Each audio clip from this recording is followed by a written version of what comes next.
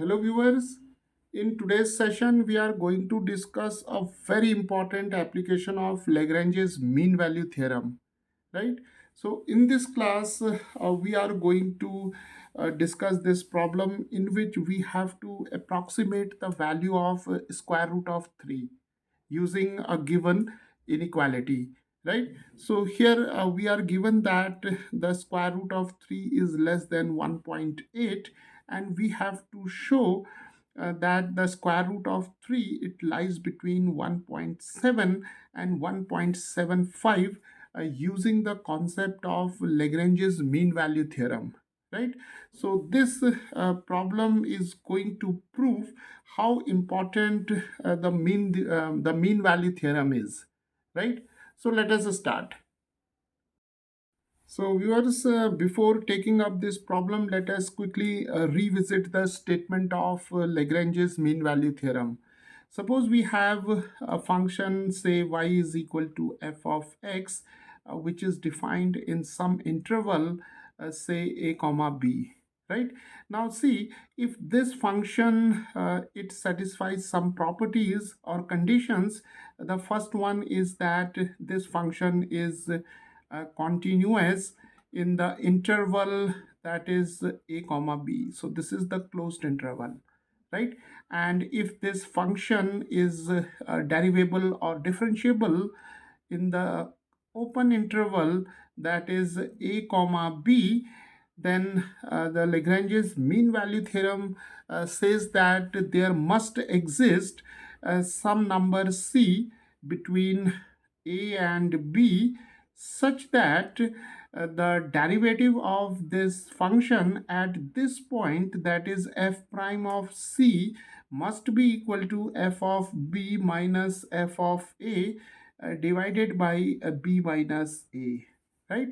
So the Lagrange's mean value theorem says that if we have a function y is equal to f of x, which is defined in some interval, say a comma b, and if this function is continuous in the closed interval a comma b, and this function is differentiable in the open interval a comma b, then there must exist a point c between a and b such that the derivative of this function, that is f prime of x at this point c, must be equal to f of b minus f of a divided by b minus a, right? So we'll use this theorem to approximate the value of square root of 3, in which we have to show that square root of 3 it lies between 1.7 and 1.75, provided we are given that square root of 3 is less than 1.8. So now to begin with, what we have to do, we have to first frame or construct a suitable function, right? See, here we have to approximate square root of 3. So let us assume a function of the form that is y is equal to square root of x, right? So we can here safely assume that we have the function y is equal to square root of x. Now let us see the interval. See, here we are taking the interval a comma b. So let us consider here the interval 3 comma 4, right? So we have to assume two things. The first one is a suitable function, which is the square root function here, and the suitable interval. So here we are taking the interval 3 comma 4, that is a is equal to 3 and b is equal to 4. And now we'll apply the Lagrange's mean value theorem to this function. So now the first condition is the condition of continuity, right? Now see, here we have the square root function, and we can easily observe that this square root function is defined for all values of x belonging to the interval that is 3 comma 4, including 3 comma 4. right? So square root of x is defined for all values of x belonging to this interval.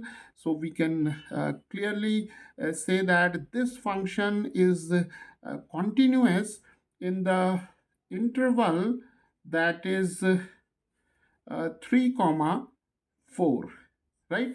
So the function y is equal to square root of x is continuous in this closed interval. Now let us find out the derivative of y. So f prime of x is equal to dy over dx, that is equal to the derivative of square root of x, which is 1 over square root of x, right? And from here or from this expression we can easily see that the derivative, it exists for all values of x belonging to the interval 3 comma 4, that is x belonging to the open interval 3 comma 4, right? So x is positive in this interval, so the derivative exists for all values of x belonging to this interval, right? So we have seen that this function is continuous and differentiable. So now there must exist some point C which uh, lies between this number and this number, that is 3 and 4, such that f prime of C must be equal to f of B. F of B is 4, f of 4, f of A is f of 3, and here we have 4 minus 3, right? So from mean value theorem, f prime of C is equal to this expression. Now f of 4 can be obtained by taking the square root of 4. Then here we have square root of 3, and here we have 4 minus 3 is equal to 1. And f prime of C can be obtained from here. So we can take x is equal to C in this expression. So we have 1 over 2 times the square root of C is equal to square root of 4 is 2, and here we have square root of 3, right? So now we have this important expression containing C. So now let us find out the value of C from this equation.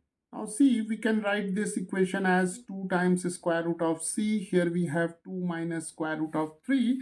So we can assume 1 here. So now rationalizing the numerator and denominator here by 2 plus square root of 3. So we can multiply the numerator and the denominator by 2 plus square root of 3, right? So now we have 1 over 2 times square root of C. Here we have 2 square minus square root of 3 square, because this the product is of the form a minus b, or we can take it p minus q, and here we have p plus q, right? And in the denominator we have 1 times 2 plus square root of 3 is 2 plus square root of 3. So this is 2 square is 4, root 3 square is simply 3. So we have here 2 plus square root of 3. So this is 1 over 2 plus square root of 3, right? So now cross multiplying here, we have 2 plus square root of 3 is equal to 2 times square root of C, right? Now squaring both sides, we have 2 plus square root of 3 square, and here we have 4 times C. So now C is equal to 1 over 4, and here we have 2 plus square root of 3 square. So this is 1 over 4, and here we can apply the identity for a plus b whole square. So here 2 square is 4, and then we have the square of square root of 3, that is 3, and then the term 2ab, so this is 4 root 3, right? So now we have 4 plus 3 7, 7 plus 4 root 3 over 4, right? So now we have the expression for C. So C is given by 7 plus 4 root 3 over 4, right? So now we have to prove that this value of C, it lies between 3 and 4, which is the requirement of the mean value theorem. So now we know that the approximate value of square root of 3 is 1.732, right? Now if we substitute this value of square root of 3 over here, then the value of C, it is 7 plus 4 times 1.732 divided by 4, and we can solve this expression. So here we have 7 plus 4 times 2 is 8, then we have 2 here, and then we have 7 times 4 28, then 129, and then we have here 6, right? And here we can write 4, and if we add both these numbers we'll get 13, 0.928 divided by 4, and if we divide this number by 4 we have 4 times 3 12, then here we have 19, that is 4 times 4 16, and here we have 8, and here we have then 4 times 2 is 8, right? So we can see that the approximate value of C is 3.482, and this suggests that the value of C, it lies between 3 and 4, right? So this verifies the Lagrange's mean value theorem for this function in the given interval, that is 3 comma 4, right? So now let us come to this inequality, because we have to approximate the value of square root of 3. So what we will do, let us begin with this inequality. So here we have C lying between 3 and 4. Now what we will do, will take the square root of all these three numbers. So we have square root of 3, then here we have square root of C, and here we have square root of 4, right? And now we can write square root of 3, square root of C, and here the square root of 4 is 2. Now let us take the reciprocal of all these three numbers. So we have 1 over square root of 3, and then 1 over square root of C, and here we have 1 over 2. And when we take the reciprocal, then the direction of the inequality get reversed, right? So now we have this inequality, which can also be written like this: half is less than 1 over square root of C, and here we have 1 over square root of 3, right? So the purpose of doing all these steps is to arrive at 1 over 2 times square root of C. So now let us multiply this inequality throughout by half, because we need 1 over 2 times the square root of C. So here we have 1 over 4, here we have 1 over 2 times square root of C, and here we have 1 over 2 times square root of 3. So now we have this inequality. Now let us take this term. Now see, here we have 1 over 2 times the square root of 3. So let us rationalize the numerator and denominator, or by multiplying the numerator and denominator by square root of 3. So we have 1 over 4, then we have 1 over 2 times square root of C, and here we have square root of 3. 1 times square root of 3 is square root of 3, and this is square root 3, square root 3, that is 3. 3 times 2 is 6, right? Now this is an important step of this problem. Now see, here we have a square root of 3 over 6, and now we have to use this inequality, that is square root of 3 is less than 1.8. Now see, if we divide both sides by 6, what we will get?